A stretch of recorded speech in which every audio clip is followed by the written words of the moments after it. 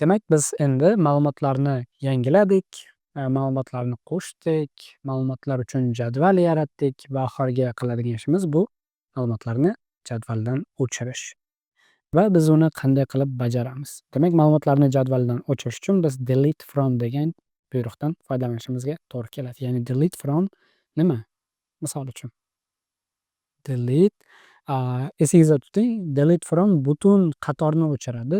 Delete from desiz, ya'ni qayerdanligini aytishingiz kerak. Ya'ni delete from users, ya'ni users table'dan borib ma'lumotlarni o'chirgin. Bu yerda ham aynan o'sha where degan kalitni esingizdan chiqarib qo'ymang. Ya'ni where desiz va u yerda aytib o'tishingiz kerak bo'ladi.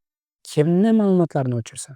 Misol uchun men Alice'ni ma'lumotlarini hozir o'chirib tashlamoqchiman. Tasavvur qiling.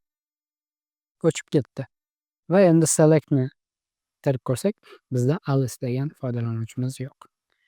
Yokida yana boshqa uslublardan bittasi, biz buni sal keyinroq o'tamizu, lekin sizga hozir ko'rsatib o'tishga harakat qaror qildim. Bir va misol uchun ID kichik 3 dan bo'lsa, ya'ni misol uchun, ya'ni 3 dan kichik hammani ID'sini, ID'li odamlar hammasini o'chirib yuboradi yoki katta ID'li odamlar hammasini o'chirib yuboradi.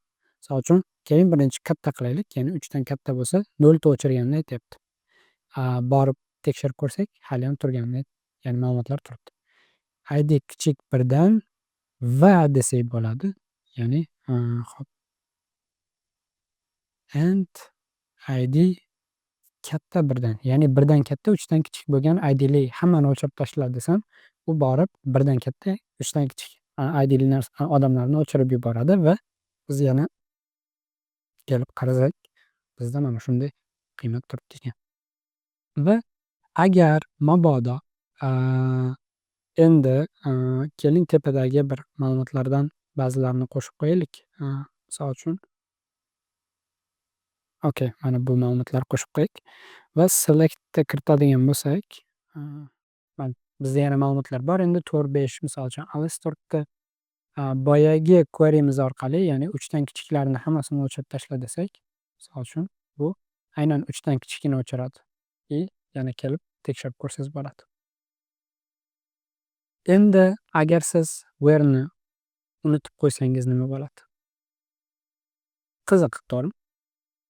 Ishlatib ko'ramiz. Demak, ko'rib turganingizdek, u maxsus qayerni o'chirishni aytmagani uchun hamma narsani o'chirib yuboradi. Ya'ni update'da ham xuddi shu holat sodir bo'lishi ehtimoli yo'q emas.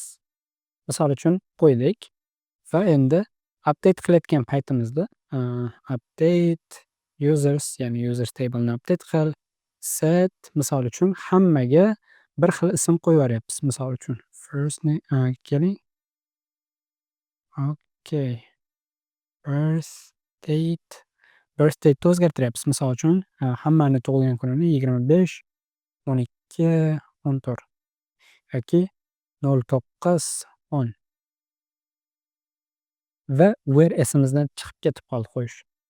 Ko'rib turganingizdek, hammani tug'ilgan kuni endi, ya'ni tug'ilgan kuni bir xil bo'lib qoldi.